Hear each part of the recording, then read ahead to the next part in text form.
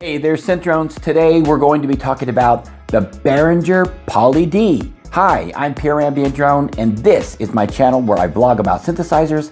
So hit that subscribe button, tap that bell to keep up with all of my synth adventures, and jamesdrone.com, that's the place to be to connect with me. The Poly D from Behringer is here in the studio. Well, actually, this is my secondary living room space. I'm running out of room in the studio. If you want to hear a full-blown, no-talking video of the sounds from this, I have one in the description of this video. Just click the link and you'll be able to listen to this if that's what you're interested in. This is going to be a review. So, yeah, this is the Poly D, and it is absolutely fantastic. I'm just going to cut to the chase. This is a beautiful sounding, beautiful functioning, beautifully built machine that Behringer has done. I am blown away by the build quality, by the sound, by the performance. I can't say enough about it. Now, you guys know me. If I like a synthesizer, I tell you I like it. If I love a synthesizer, I tell you I love it. I don't mince words. I love this machine. Now, this is coming from somebody who is not into synthesizers without presets. And this doesn't have any presets, but I got to tell you, it's laid out so perfectly, so intuitively that all you have to do is just dial in the sound that you want, and man, it just flows. The chorus over here, just absolutely beautiful chorus options. You got 1 and 2. You can put them on together at the same time. And then you have a master switch over here. So if you want to just click them off, these won't sound. The lights will be lit up, but they won't sound. And that way you can disable the chorus very quickly. They didn't have to put that there, but they did. And hey, sometimes more is better. You have your different filter modes. You have a low pass, you have a high pass. And here's what I love about this synthesizer. 4 oscillators with a selection, okay? So you can go mono, uni, poly, and guess what? All 4 of these can be played in a stacked sound. Oh, man, does it sound thick and heavy.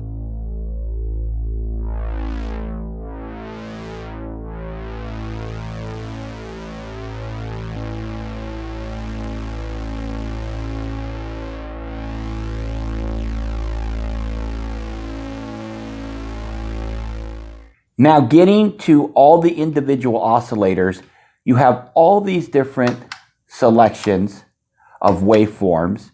You have individual volumes for all 4 of them. And of course, you can tune the 3 down here to the master up here. Everything falls into place. I just love it.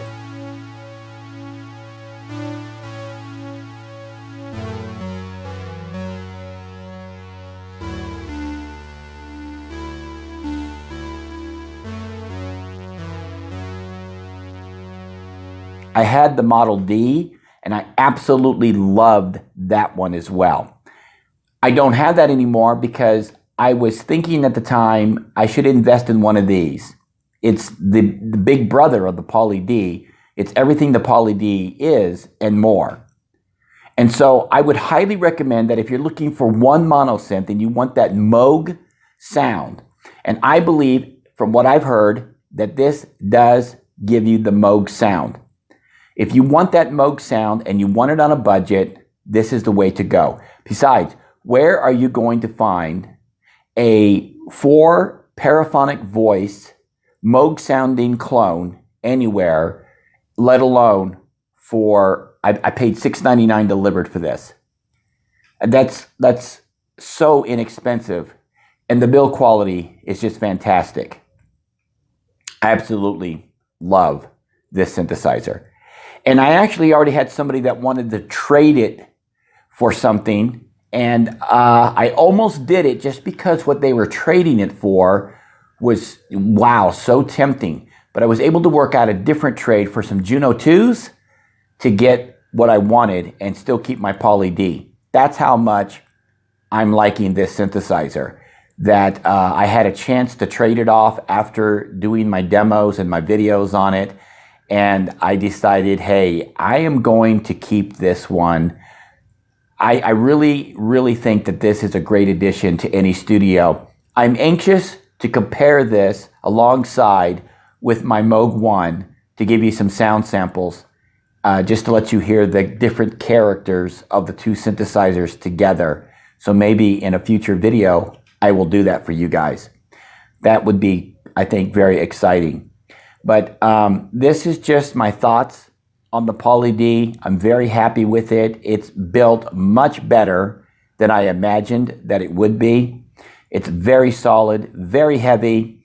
And, you know, there is a little play right here. I don't know if you can see this on camera. Little play in some of the knobs. And then down here, no play at all. So there are some little quirks, but it doesn't bother me. I mean, I know where I have the settings at. It's not hindering anything. I don't want to touch those. I got it tuned. They feel very solid.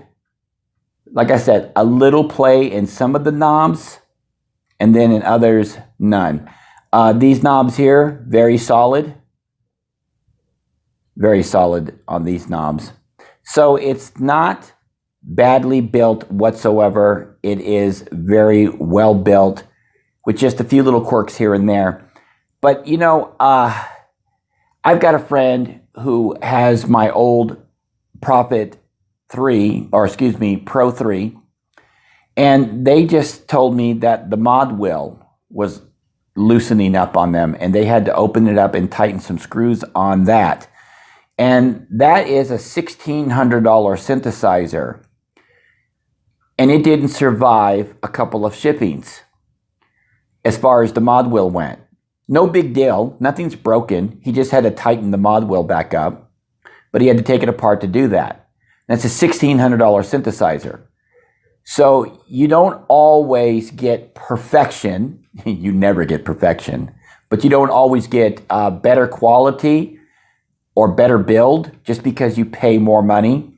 Sometimes you get equal build and equal quality for more money or less money. It just depends on what you're getting. The point is that synthesizers, they're not perfect. None of them are at any price. And you have to live with the limitations of mankind in order to, you know, deal with quality issues when they arise and when things happen. So I like to say that so far, I'm very happy with the build quality of this. But that's what I wanted to talk about. What do you guys think about the Poly D? Leave a comment below. Hit that subscribe button. Tap that bell. JamesDrone.com. That's the place to be. And until next time, keep calm and synth on.